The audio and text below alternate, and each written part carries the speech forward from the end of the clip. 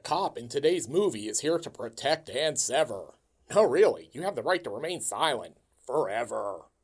Welcome to Sick Flicks, where I take a deep dive into the cinematic sewer to help you embrace your inner gore geek. I'm Mike Bracken, aka the Horror Geek, and today we're tackling William Lustig's cult classic, Maniac Cop.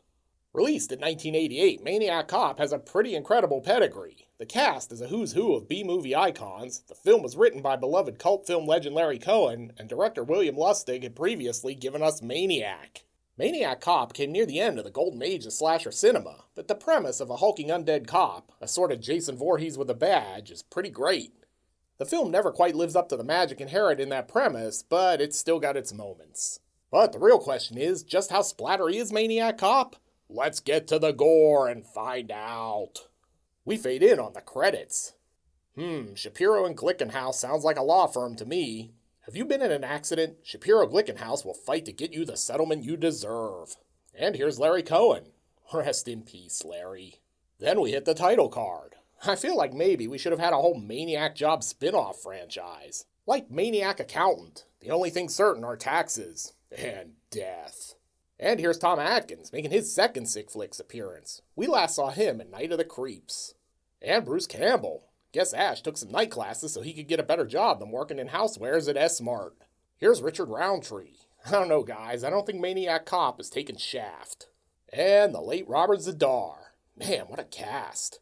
And finally, directed by William Lustig, who also gave us the classic sick flick Maniac. I'm sensing a theme here. Maybe he was trying to make a Maniac cinematic universe before cinematic universes were all the rage. With the credits over, we jump to NYC, where this lady is out on the town.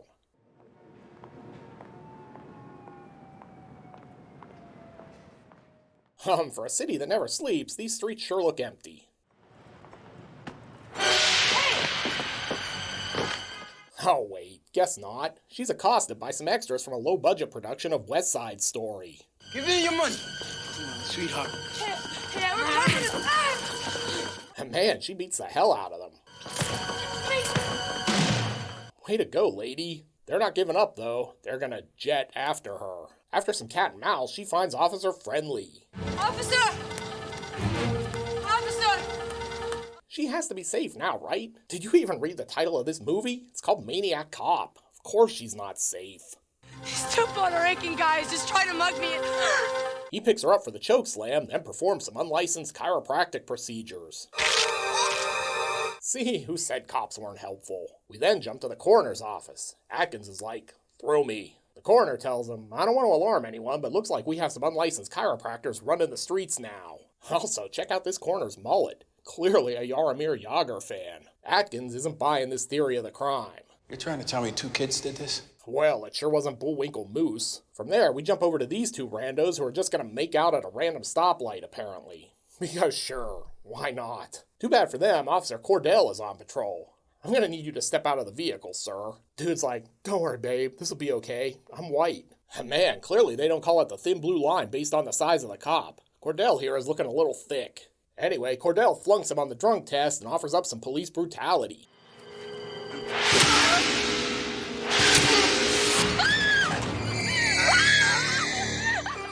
Good thing they didn't have body cams back in the 80s. I don't think this is what they meant when they called policemen beat cops. We then jump over to the commissioner's office. Whoa, it's Richard Roundtree. He's a bad mother. Shut your mouth. Aw, but I was just talking about Richard Roundtree. Anyway, Atkins is convinced these crimes are the work of a cop. Seems that you automatically assumed that it was a police officer instead of some lunatic son of a bitch dressed up like a cop. And he's got an idea on how to find suspects. I'd like to have the police psychologist do a rundown on cops that have been under mental disturbance, attempted suicide, under extreme emotional stress. Well, shit, that basically means every cop is a suspect. Why don't we just test the whole damn force while we're at it? See, Richard Roundtree agrees, and then we get some exposition. As a matter of fact, didn't you try to shoot yourself a couple of years back? Well, yeah, I was grieving my college sweetheart's axe murder, but this kid Spanky saved me. Sure hope you guys have seen Night of the Creeps. And if you haven't, go watch my review. Back on the empty streets, this guy's headed home after a long day of something. But Cordell slaps the bracelets on him. Hey, what's the big idea, cuff guy? He flees, but trips and lands right in this wet cement. Cordell cops a feel as he pushes the guy face first into the sidewalk. I'm guessing he had some concrete evidence, because when this stuff dries, he's going to get a commendation for stopping this hardened criminal. From there, we hop over to this bar, where Tom Atkins is meeting this reporter. Hey, I'm working on this case. You got any scoops on heroin smuggling, Shadow Company, some crazy dude named Mr. Joshua? Do you kids even remember Lethal Weapon? Christ, I'm old. He then gives her the lowdown. Who's he killing? Pushers? Hustlers? Innocent people. Jesus. Maniac Cop? Title mention, everyone drink, which is handy since they already have drinks. The next day, this lady breaks down, but luckily for her, she won't have to call roadside assistance. The cops are here to help. Well, no wonder it won't start. You're flooding it. Fortunately, this lady's packing, but if you guess this is a real cop and not Cordell, give yourself a screenwriter's credit. Hey, wasn't Bruce Campbell supposed to be in this movie? Oh yeah, here he is. His marriage is on the rocks. You don't talk about it much. I saw things in those woods, honey. Things I can never unsee. But he's really working to patch things up. Make it up to you over the weekend. We'll go for a ride in the country. I got a sweet little cabin out there. Just the two of us. We can do some reading. There's this book I've been wanting to check out. Something about Kandarian funeral rituals. Then he heads out, but no one gives him any sugar. You say that every night. Their marriage really is in trouble. And as an added subplot, Bruce's wife is getting some crazy phone calls. Why does Jack keep killing people?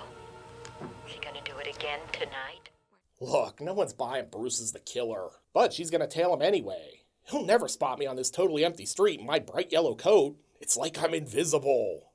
But her snooping pays off because Bruce is off to the no-tell motel.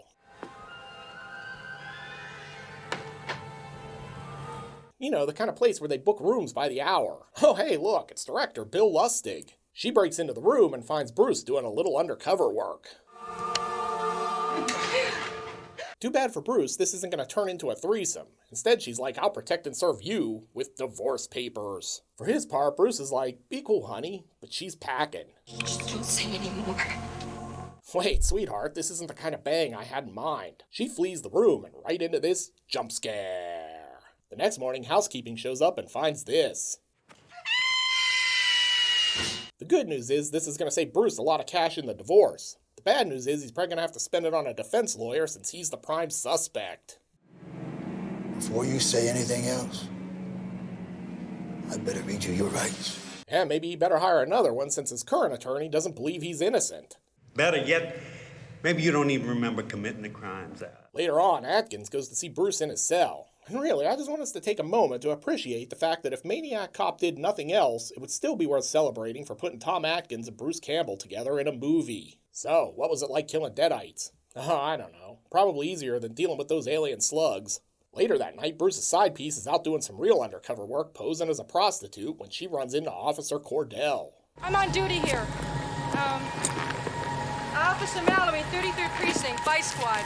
He gets her with the choke slam, but she nails him with lead. Then Tom Atkins shows up and they unload on him like he's an unarmed homeless guy. But like all good slasher villains, those bullets aren't slowing Cordell down. And also, like all good slasher villains, he just vanishes. Afterwards, they don't call in or get put on desk duty. They just go for some drinks and some exposition. He wasn't breathing. I feel like maybe this could have been called Zombie Cop. Craig, what'd you do to your hand? Weed whacker accident. Be glad you weren't there. Anyway, Atkins is snooping around and meets this woman in the clerical room. We should all have us a beer together sometime, get to know each other.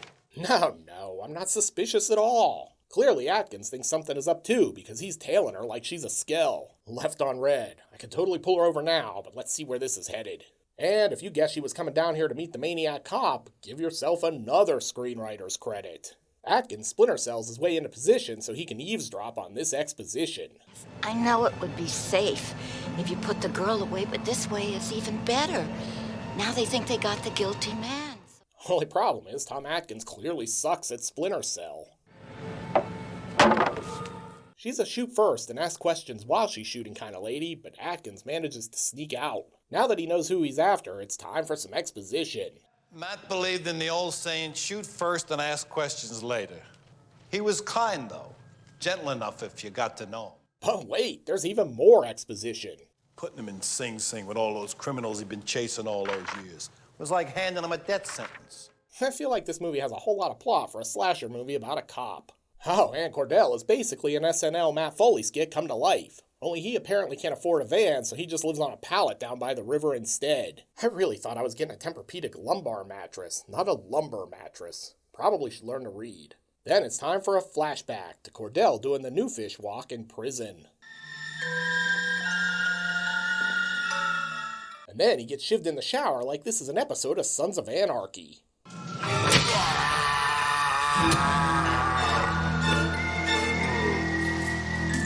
Atkins, meanwhile, is snooping through Cordell's main squeeze's purse. Lipstick, feminine hygiene product, bingo, dead guy's glove. But look out, she clubs him like a baby seal. Man, she's really channeling her inner Mr. Fuji on this one. She's like Big Daddy Kane at this point. She's gonna go find some help, but this officer is taking it easy and just hanging around.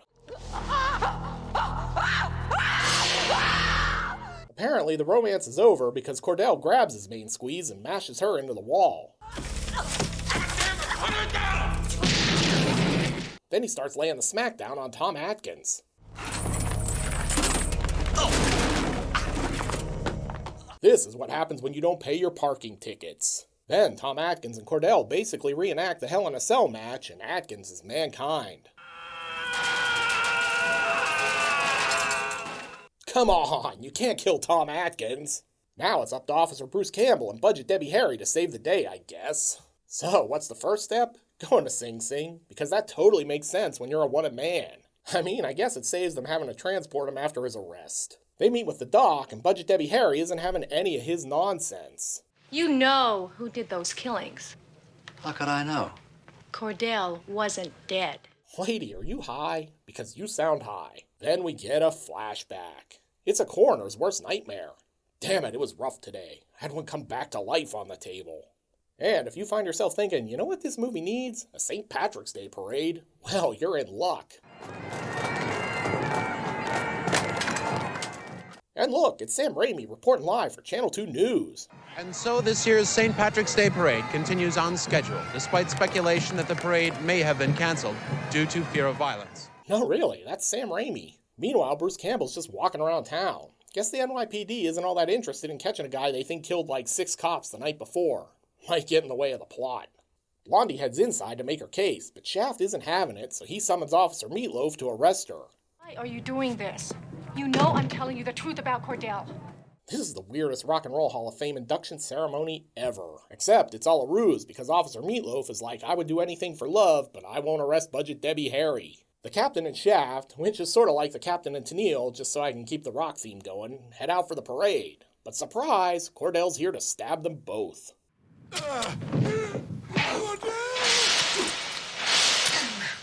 Meatloaf then escorts Debbie Harry to booking, but unfortunately for him, he runs right into Cordell's knife. Dude, it really makes things nice. You know, I'll tell you something else.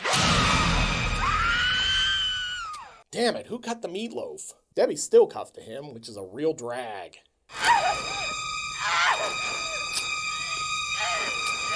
She locks herself in the supply room, but Cordell Jack Torrances his way in. Her wig stunt double escapes down the fire escape, but Bruce Campbell's been arrested and Cordell is driving the paddy wagon. Then, for some reason that I'll never understand, Maniac Cop decides we need a car chase. Yeah, let's just roll with it. Honestly, this car chase is almost as long as the one in Bullet. I think Bill Lustig just secretly wanted to make an action movie. Cordell heads back to the pier, but not before picking up 10 points for clipping this pedestrian. Nice work. Cordell's chopping his way into the paddy wagon like he's a zombie lumberjack, but Debbie Harry's got the pump-action shotgun. Let him go, Cordell! Well, she did have it. Nice work, Budget Blondie. Before he can ice them with extreme prejudice, he blasts this cop instead. This gives Bruce the chance to channel his inner Daniel LaRusso and use the power of the crane kick. Yeah, that worked out a lot better in Karate Kid.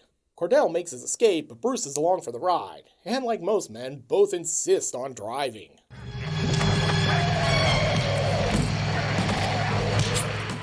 Unfortunately, Officer Cordell is better at killing people than operating a vehicle and impales himself on this pole.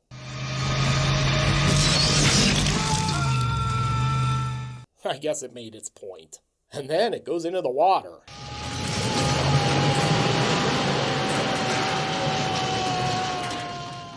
And really, that's a pretty dangerous looking stunt for Bruce Campbell's stunt guy. And we watch the paddy wagon sink. So long, Cordell. Enjoy writing tickets for the fishes. Except when they fish out the truck, he's gone. But here he is. I mean, you'd think he'd be pretty easy to spot on land. Giant mutant cop guy with a huge pole sticking out of his chest is not exactly inconspicuous. And of course, this sets up the inevitable sequel.